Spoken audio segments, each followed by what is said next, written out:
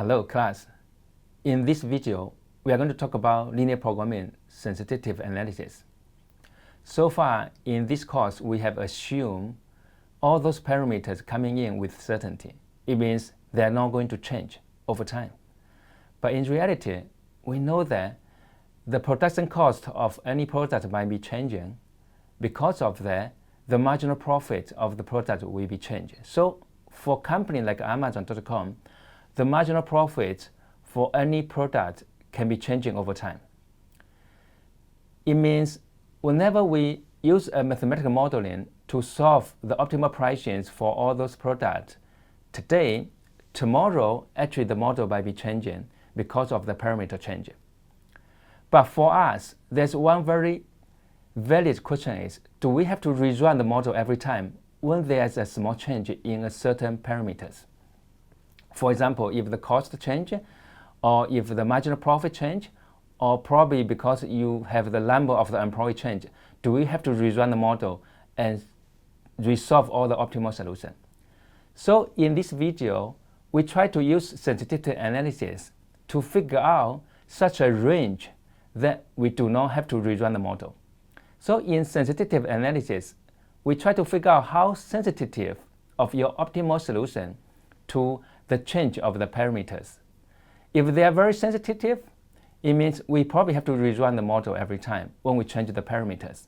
But if they are insensitive, it means actually we are okay to keep the same optimal solution even the parameter changes.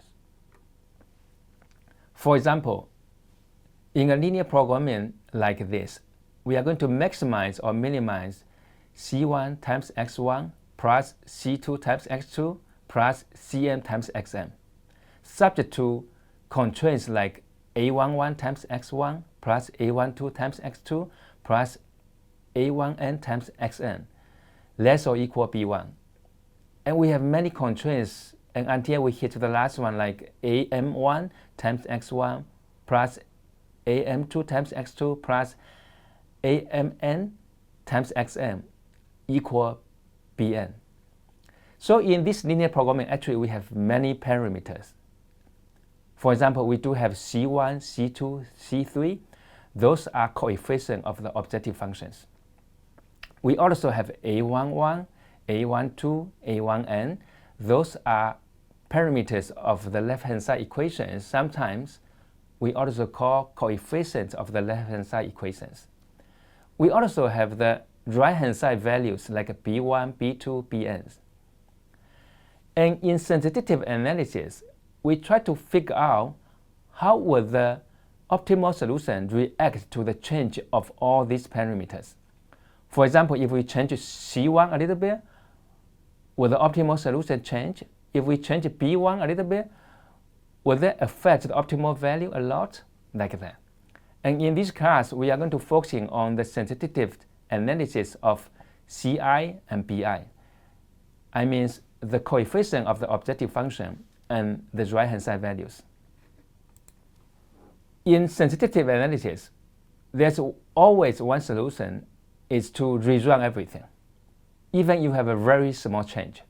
If you are not sure what will the parameter impact the optimal solution, you just rerun the model. But you think about that. In a case like Amazon.com, they have millions of items.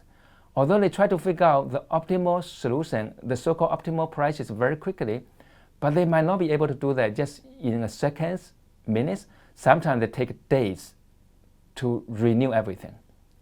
So we try to figure out such a range for Ci or a range of Bi that we still have the same optimal solution or we have the same binding constraints so that we do not have to rerun everything just because of small change in a certain parameters. And in this class, we try to identify such a range of Ci and Bi so that we can aim for the optimal solution and optimal value without having to resolve the model. Let's try to revisit the case 2.1, the blue ridge hot tub examples.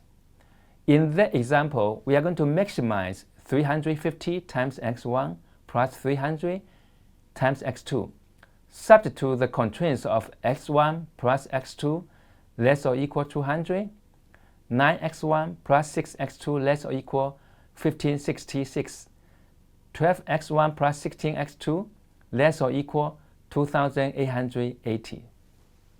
Of course, we also have the non-negative constraint, x1, x2 larger or equal 0.